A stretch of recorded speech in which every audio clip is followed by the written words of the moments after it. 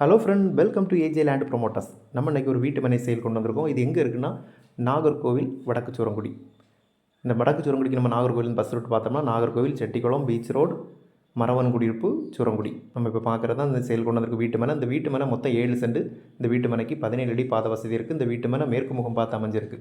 இந்த வீட்டு மனை சூரங்குடி ஸ்கூலுக்கு மிக அருகாமையில் இருக்குது. நடந்து போகிற தூரத்தில் நமக்கு பஸ் ஸ்டாப் இருக்குது. எல்லா சகல வசதிகள் நிறைந்த இடத்துல தான் நம்ம அந்த வீட்டு மனையை சேல் கொண்டு வந்திருக்கோம்.